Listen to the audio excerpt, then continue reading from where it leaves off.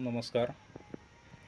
हे बघा शेतकरी मित्रांनो, ज्यावेळेस आपण अद्रक बियाण्याची ज्यावेळेस भट्टी लावतो त्यावेळेस अशा पद्धतीने भट्टी लावली गेली पाहिजे की जेणेकरून त्याला व्यवस्थित मोकळे हवा खेळती राहील आणि आपल्याला जे बारदाणे जे म्हणतो आपण पोते हे पण व्यवस्थित आपल्याला टाकले जातील.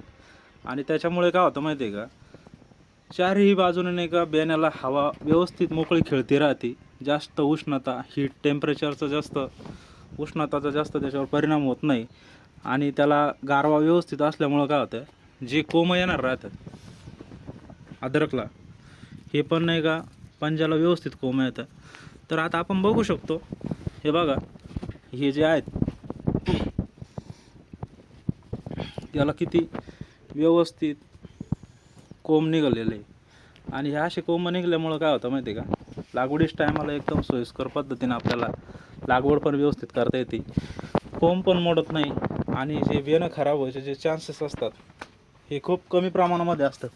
आता काही काही शेतकऱ्यांचं काय होतं माहिती आहे का, बियाणं ज्यावेळेस नाही का आपण लागवड करायच्या वेळेस ज्यावेळेस बियाण्याला पलटी देतो किंवा खांड ज्यावेळेस तुकडा करतो आपण त्यावेळेस काय होतं माहिती आहे का, बियाणं खराब निघतं.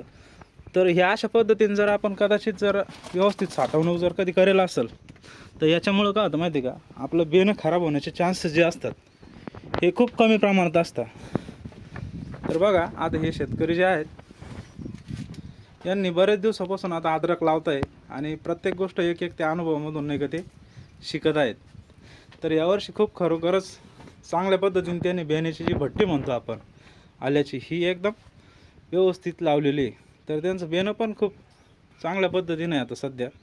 तर याला आपण नंतर ज्यावेळेस लागवड करतील त्यावेळेस कळलंच आपल्याला की कसं काय. चला, धन्यवाद.